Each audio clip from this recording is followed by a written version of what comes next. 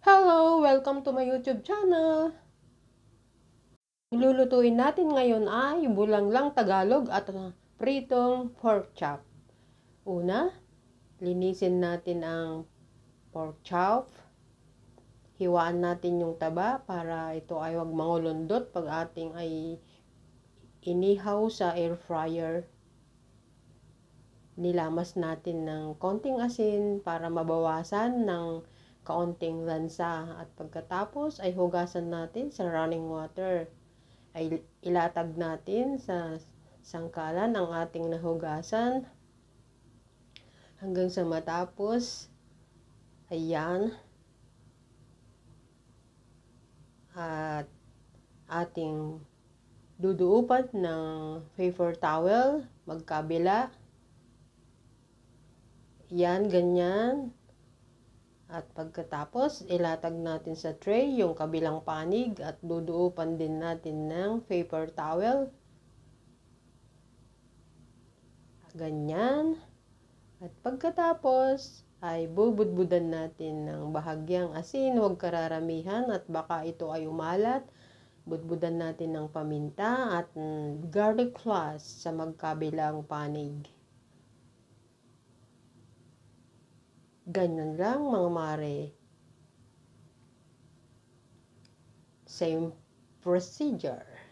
Budbud ng asin, ng paminta at saka ng garlic cloves. At kukunin na natin yung 2 pirasong talong.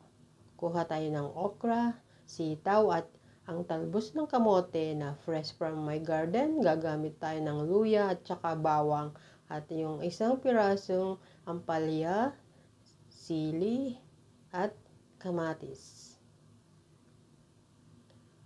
Katulad ng sabi ko, nasa ating frigidaire lamang ating mahahanap na lulutuin. Putulin natin sa 3 panig ang talong at hiwa-hiwain natin ng pahaba at ganun din ang sitaw.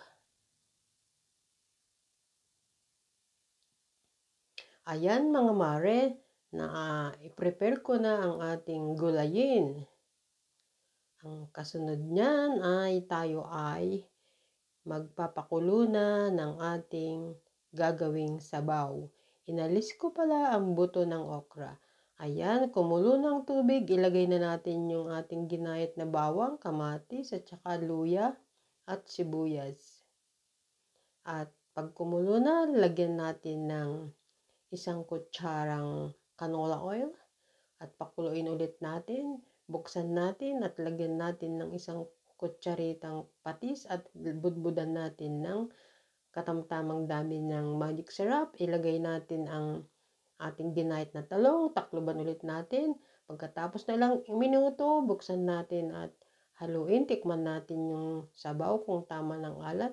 Ilagay natin ang okra at saka ang talbos ng kamote. Ilubog natin ang talbos ng kamote. At ilagay na natin yung 1 pirasong ampalya. Magdagdag tayo ng asin. At konti pang magic syrup para sumakto na yung lasa ng ating sabaw. Ayan mga mare, luto na ang ating bulanglang Tagalog. At pagkatapos niyan ay pwedeng-pwede na tayong sumandok na prito na rin sa air fryer ang pork chop. Ayan, sumandok na tayo at ready to serve na.